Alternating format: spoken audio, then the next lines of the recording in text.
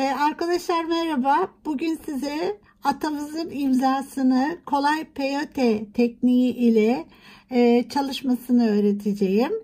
Daha önceki zikzak bilekliğimizde kolay peyote tekniği nasıl örülür onu öğretmiştim size ama tekrar göstereceğim.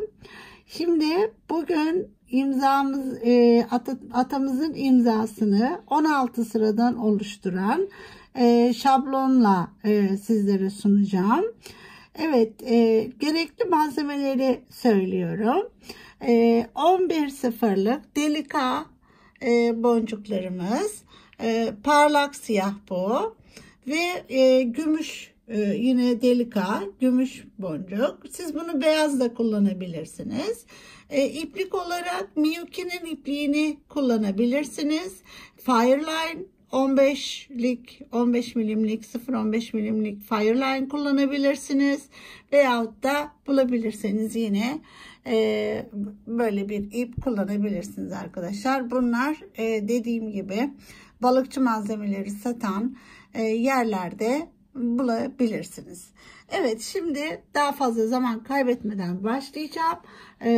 Ve şöyle söyleyeyim. Ben bunları yaparken ekranda da sayılarını göreceksiniz.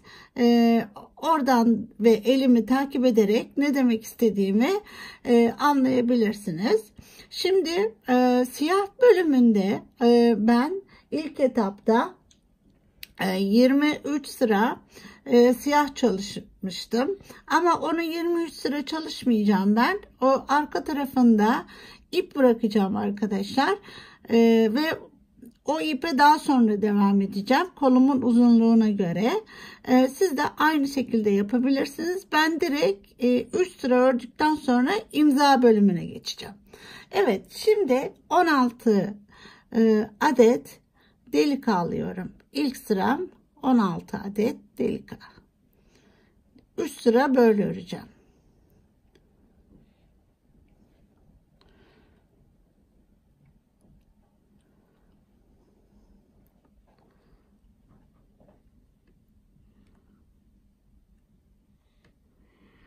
Dediğim gibi her seferinde mutlaka sayacağız arkadaşlar. Boncuklarımızı 2, 4, 6, 8, 10, 12, 14, 16. Şimdi bu ilk sıraydı. Şimdi ikinci sıramı alıyorum. İkinci sıra yine 16.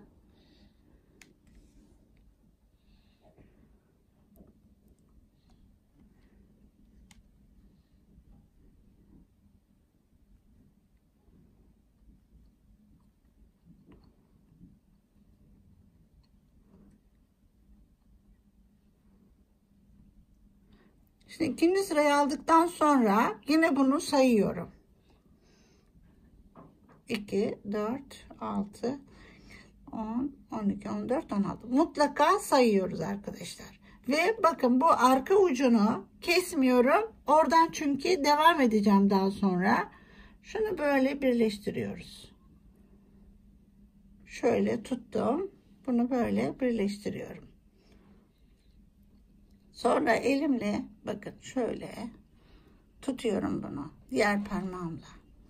Tamam. Şimdi buradan bakın bu ipimin olduğu ya iğnemin olduğu ip. Bu da diğer ucu. Şuradan bir girdim. Getiriyorum bunu şu ikisinin arasına. Şöyle. Tekrar bakalım.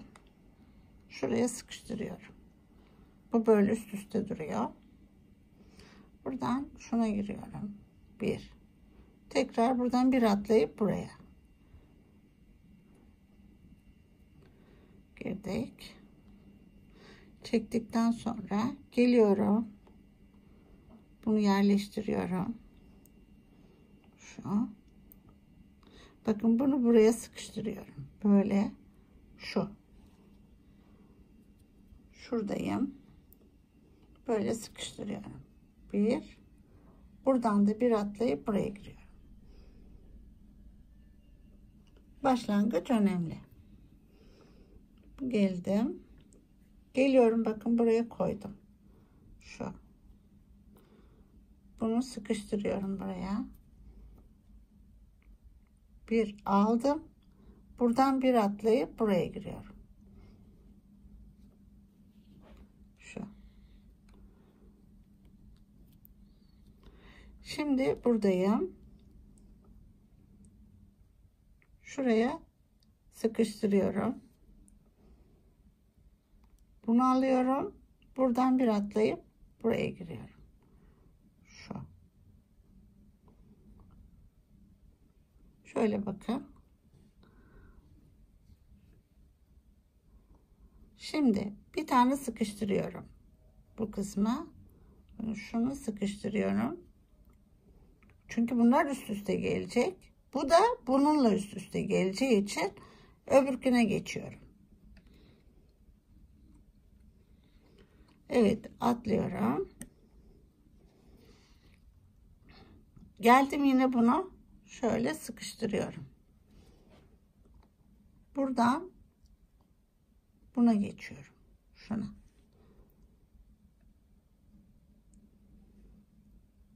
Girdi. Şimdi şuradayım. Bir alıyorum. Eğer giremezsek arkadaşlar bu gibi durumlarda tek tek girelim. Bir. Bakın buna girdim. Bunu atlıyorum. Buraya giriyorum. 2. Şu. Şunu düzeltelim. Şöyle. Bak şimdi bunu buraya şu. Şöyle buraya giriyorum. Ve bu şekilde.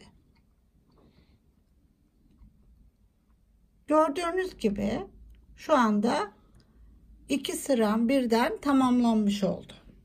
Şimdi dediğim gibi şimdi 3. sıradayım. Şöyle yine 16 tane alıyorum.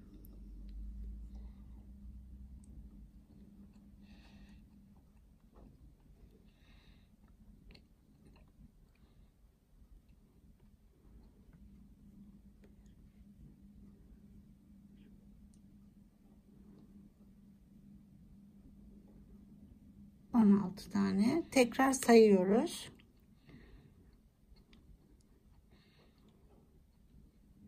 16. Evet. Şimdi bu siyah bölümde yaptıktan sonra bunu yaptıktan sonra direkt imzaya geçeceğim. Bu arka tarafını kesmiyorum.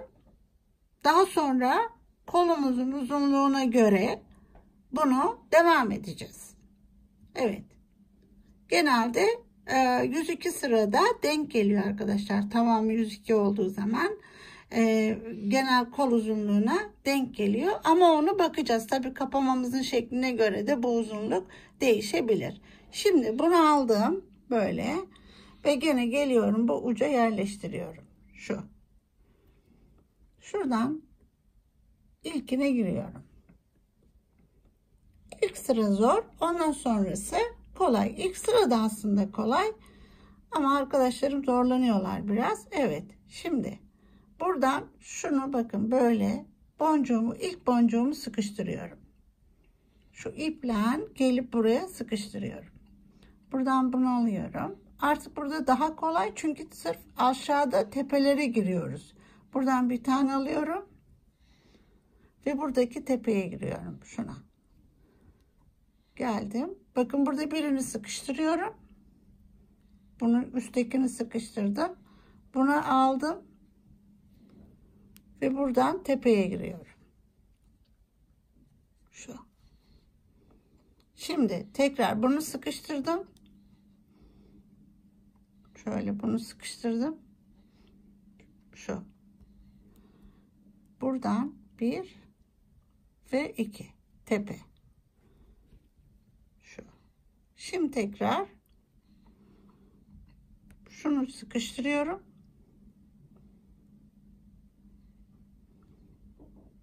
Şöyle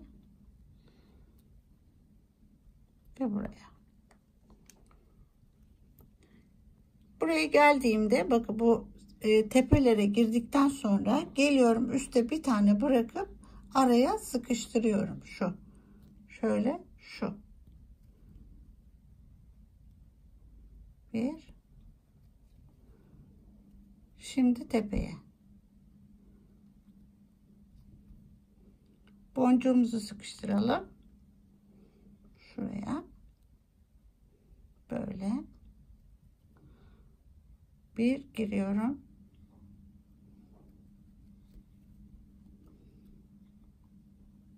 Şu. Sıkıştırıyorum. Şu.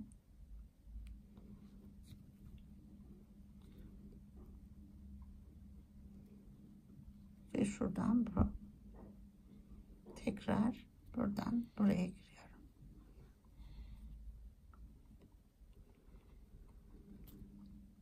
Evet.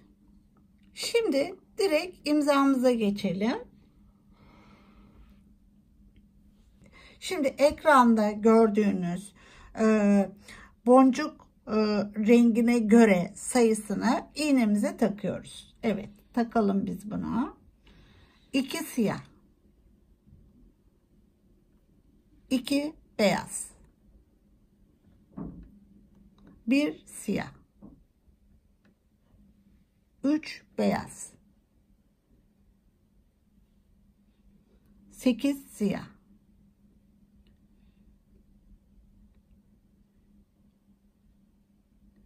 'Şimdi bakın ve bunu hemen sayıyorum. 2, 4, 6, 8, 10, 12, 14, 16. Bunu mutlaka sayın. Evet, buraya geldikten sonra alıyorum. Bunu buraya yerleştiriyorum. Şu. Ve deminki ördüğüm şekilde yine bunları örüyorum. Bakın ilk üstünü bunu sıkıştırıyorum. Buraya. Bir. Ve tepeye giriyorum. Şu. Ne yapıyorum şimdi? Buradan bunu sıkıştırıyorum. Girdik. Ve tepeye giriyorum. Sıkıştırıyorum.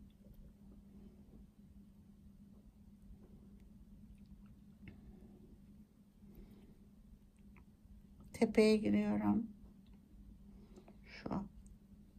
Tek tek yapıyorum ki arkadaşlar daha net görün diye. Şöyle tutayım. Ve bunu yine sıkıştırıyorum. Şu.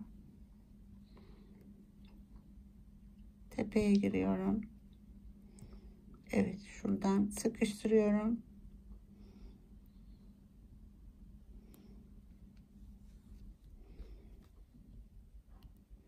Tepeye giriyorum. Buradaki. Tekrar sıkıştırıyorum.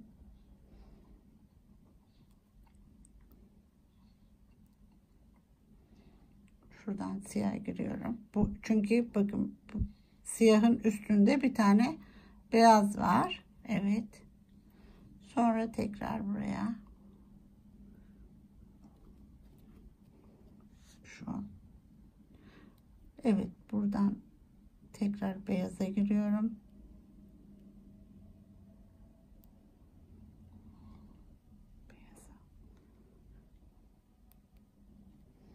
Şuradan siyaha giriyorum. Tepeye ya tabii. Ve son buradaki siyahımıza girip iyice çekiyorum bunu. Evet, şu. Bu şekilde. Şimdi 25. sıradayım. Ve ekranda gördüğünüz yuvarlakların içindeki sayılar kadar boncuklarımızı iğnemize geçiriyoruz. 4 tane siyah, 2 tane beyaz, 2 tane siyah, Bir tane beyaz. 7 tane siyah.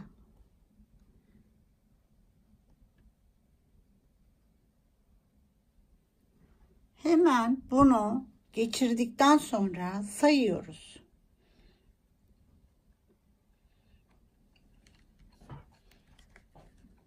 Ve 16. 16'yı gördükten sonra, eğer 16 değilse arkadaşlar tekrar dönüp kontrol edin. Yani bir şeyi yanlış dizdiniz demektir. Evet, bunu alıyoruz. Yine aynı teknikte örmeye başlıyoruz. Buradan geçiriyorum. Şu.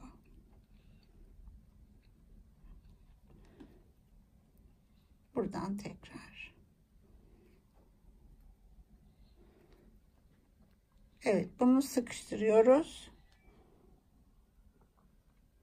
Sıkıştırdık, alıyoruz. Tepeye giriyoruz. Şu.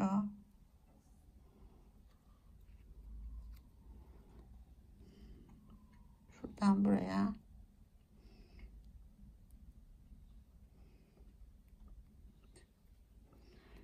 Şu.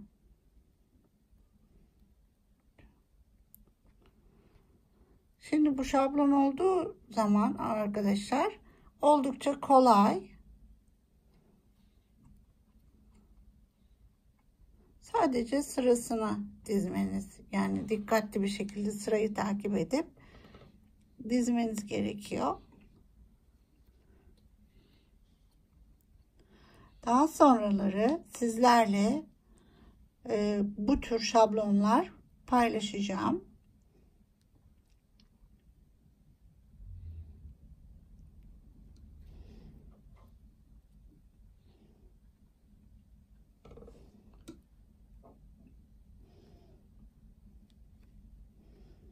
Evet. Devam ediyorum. Ve sonuna geldim. Buradan da çıkıp dikkatli bir şekilde, evet, çekiyorum. Bakın şimdi düzeldi. Evet arkadaşlar. Şimdi 26. sıradayım ve bu şekilde ben devam edeceğim sonuna kadar. Ve son imza bittikten sonra bu arka tığını ve önünü nasıl devam edeceğiz? Kapama kısımlarını nasıl yapacağız? Onları öğreneceğiz. Kolay gelsin diyorum. Çok mutluyum, huzurluyum. Çünkü atamızın imzasını taşımakta hepimiz öyle düşünüyorum. Çok gurur duyacağız. Evet, kolay gelsin arkadaşlar. Ben de yapayım, siz de yapın. Sonunda görüşelim.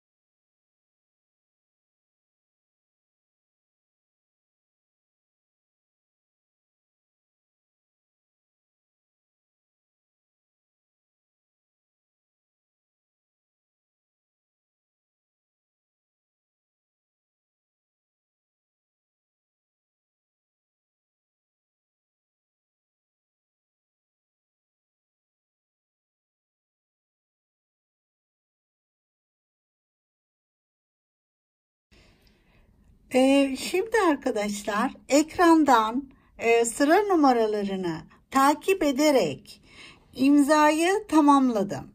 Siz de aynı şekilde imza başlangıcından itibaren sıra numaralarını takip ederek bu şekilde imzayı tamamlayınız.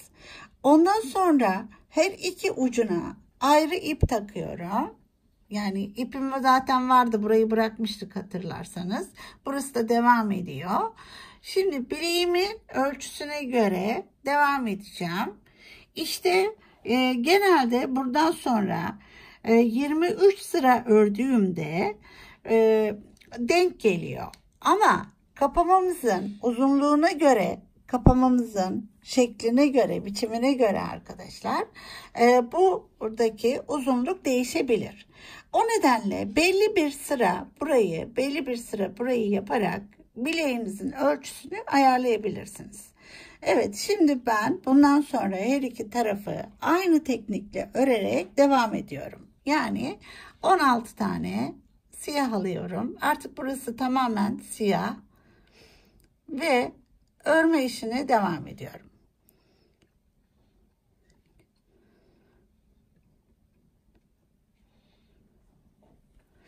Ve dediğim gibi mutlaka tekrar sayın.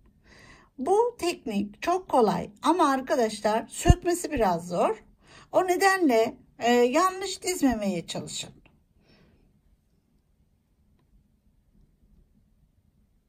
...16 ve aynı şekilde buradan böyle örmeye devam ediyorum. Sıkıştırıyoruz. Geçiyorum.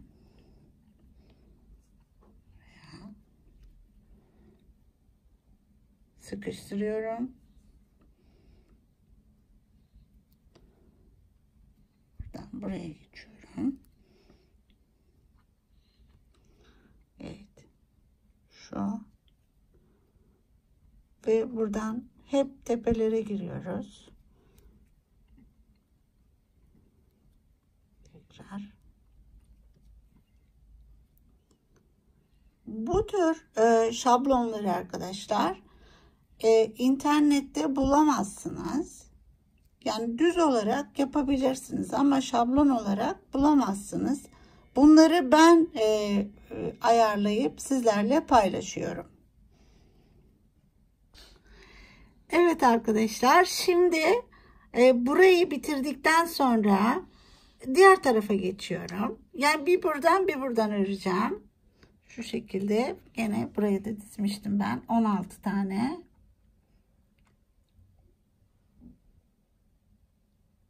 16'yı geçirdikten sonra buraya aynı şekilde devam ediyorum. Evet, siz de aynı şekilde yapabilirsiniz. Yani bir ya da iki sıra buraya, işte iki sıra buraya, kolunuzun uzunluğuna göre bunu devam edebilirsiniz. Ben aynı şekilde bir bitireyim. Bakalım benim koluma göre ayarladıktan sonra kapamasını da ayarlayayım. Ve kapama kısmını beraber yapalım.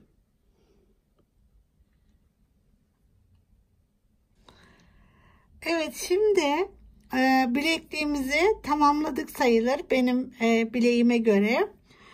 Şimdi bu kısım 16 sıra yaptım ben. Çünkü kapamam biraz uzun benim. Şöyle tutuyorum bileğimi. Şunu şu şekilde yardım alıyorum. Şöyle de buradan yardım alıyorum. Şöyle. Şöyle diyeyim. Ve ben hani bilekli şeyi koyarsam kapamayı ne kadar gerekiyor onu bulmak için şu şekilde şöyle tutuyorum. Farz edin ki yalnızsınız evde. Bunu yapıyorsunuz. Şöyle duruyor bu. Şimdi bunu kullanmak istiyorum. Şu şekilde bakıyorum böyle. Bakın tam neredeyse 0. Evet. Ama bu bunun zaten içine tam girmeyeceği için maalesef bunun boyutunda bulamadım. Bunu biraz azaltacağım şimdi. Ve içine giren kısmı da öreceğiz. Burası böyle 0 denk gelecek. Evet, şimdi önce hani gördüğünüz gibi burada 2 boncuk boş bırakıp buradan da 2 boncuk boş bırakırsam içine girecek şekilde olacak. Ve biraz da orayı öreceğim. Şimdi bunu ölçtük. Bu şekilde ölçüyorum. Hani bileğime tam denk gelsin diye. Ama dediğim gibi siz standart bir bileklik boyu yapmak istiyor iseniz şu kısma 23 sıra örmeniz gerekiyor. Evet. Şimdi dediğim gibi tabii bir de kullanacağınız kapamayı göz önünde bulundurmanız lazım. Eğer papağan kullanacaksanız biraz daha bunu hani daha az örmeniz gerekiyor. Onu sizler kendiniz ayarlayacaksınız. Şimdi buraya geldikten sonra dedim ki 2 boncuk bırakacağım. Buradan 2 boncuk bırakacağım. Şöyle geçiyorum. Artık burayı tek tek öreceğim. Ve buradan bizim kapamamızın içine girecek şekilde şöyle nereden tutmam gerekiyor ise ona göre ayarlayacağım. Şimdi evet, buradan bir sıra böyle gidiyorum. Şu şekilde tek tek öreceğim burayı.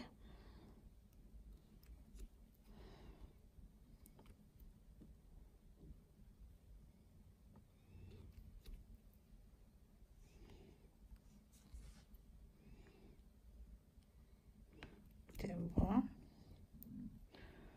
Sonra bunu da aldık mı? Evet. Buradan geri dönüyorum şimdi.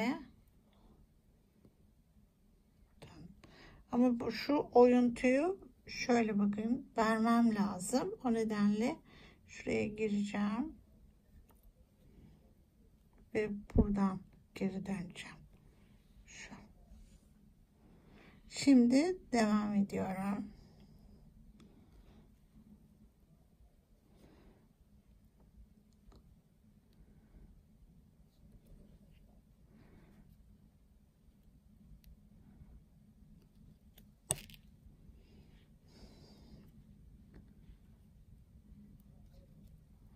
Bunun içi biraz var arkadaşlar. İçi neredeyse bir yarım santim, şöyle yarım santimden fazla bir yeri var. O kadarı öreceğim.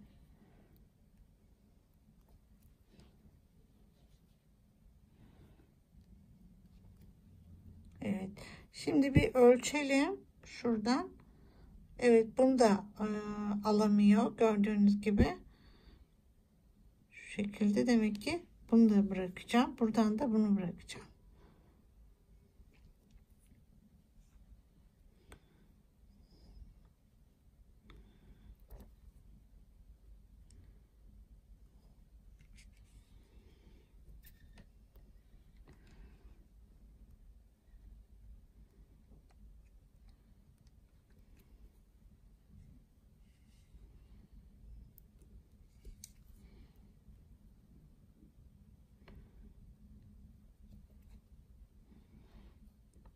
Burayı sayalım. 1 2 3 4. Burası da 1 2 3 4 olacak. Şuradan devam ediyoruz.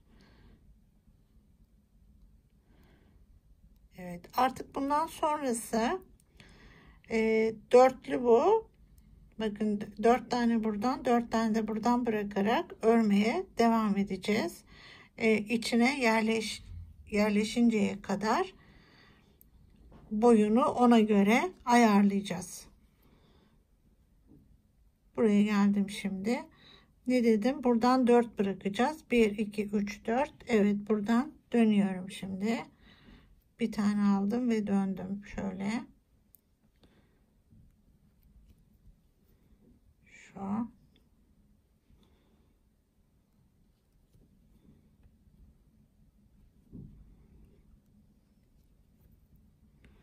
Belki sizler buna daha değişik kapama bulabilirsiniz.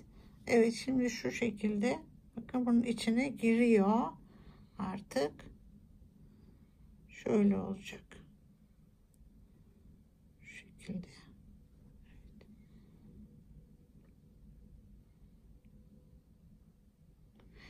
bunu devam ediyorum örmeye, içine girinceye kadar.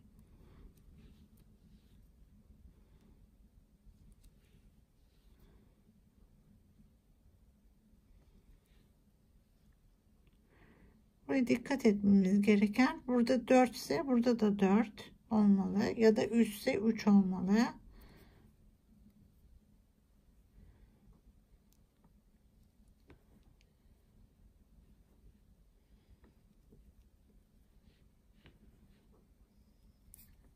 Belki bir sıra daha.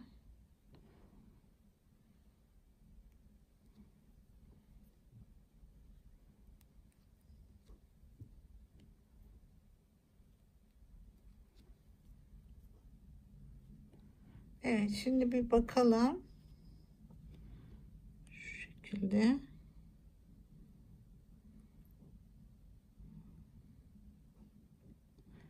Sanırsam tamam. Böyle olacak. Yapıştırınca. Evet, şu şekilde yapıştıracağız bunun içine. Bir sıra daha öreyim bakayım. Sanki boşluk var gibi. Bunu böyle böyle sizin deneyerek elinizdeki kapamaya göre uzatmanız gerekiyor.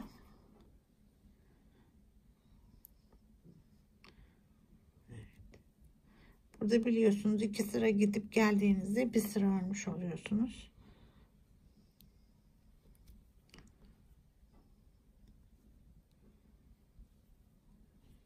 Şimdi bakalım. Evet, büyük geldi. Gördüğünüz gibi biraz ittirdi. Demek ki bir sıra fazla geldi. Onu da çıkartalım.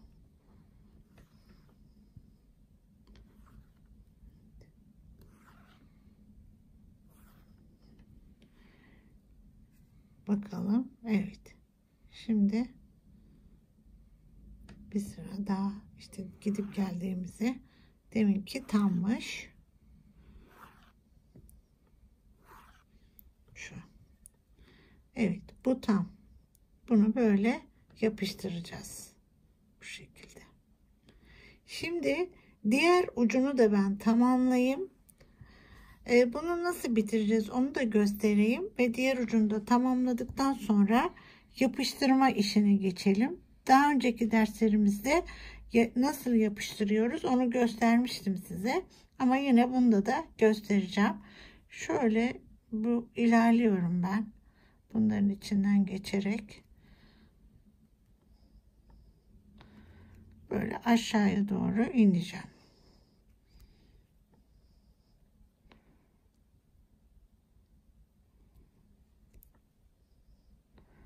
Buna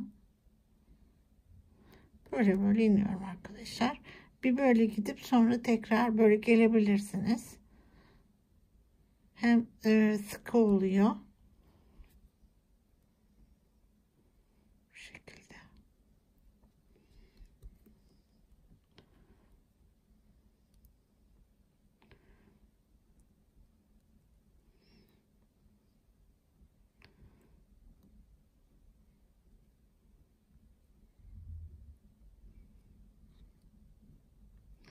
Tabii çok dikkat, bu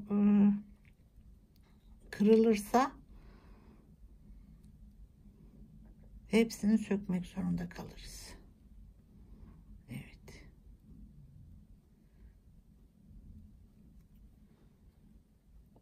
Böyle gidiyorum. Evet.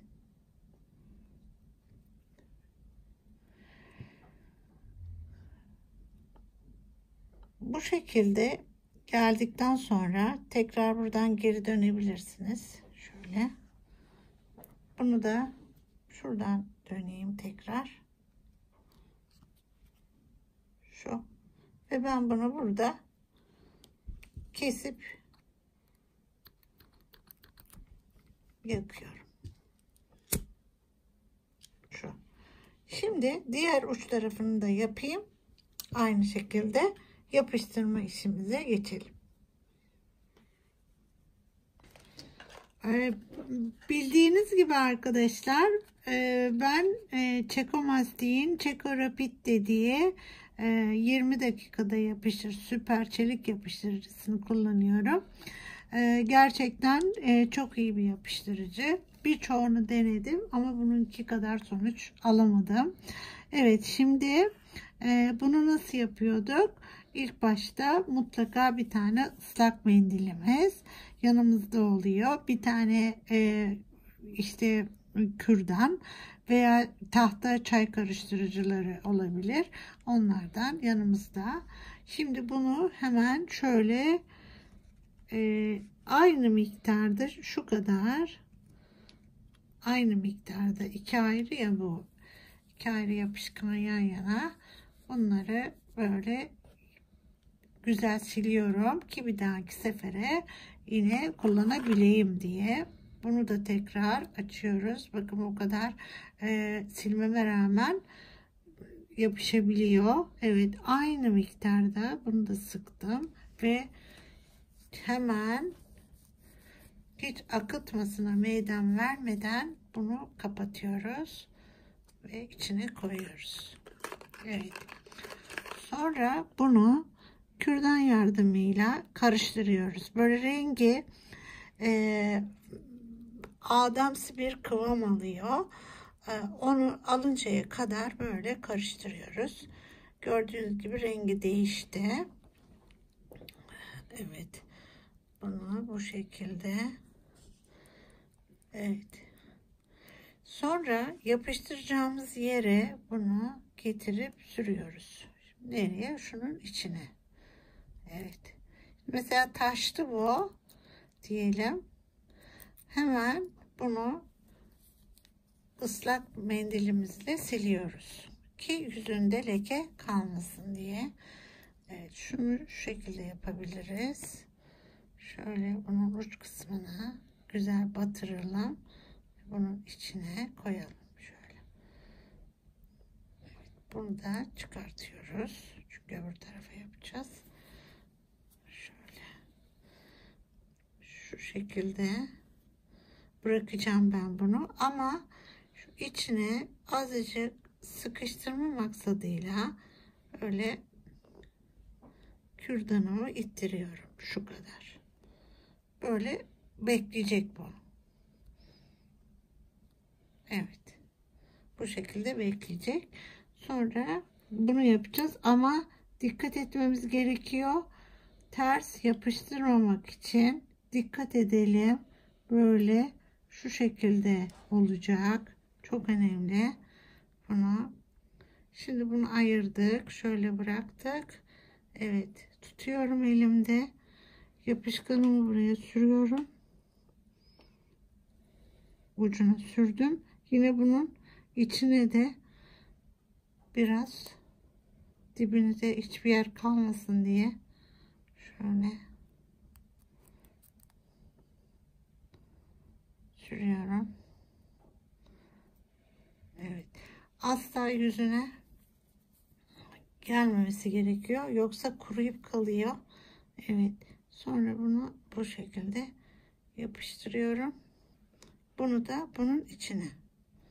Yine aynı şekilde şöyle itiyorum. Sıkıştırıyorum.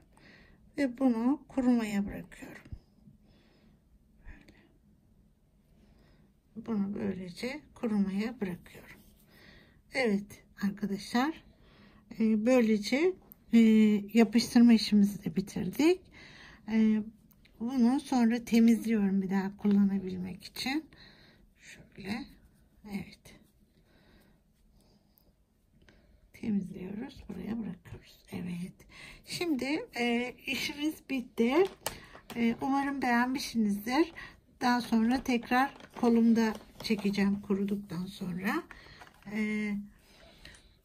Ve atamızın imzasını hepimiz yapıp gururla taşıyacağımıza inanıyorum. Evet arkadaşlar, bir dahaki derste görüşmek üzere.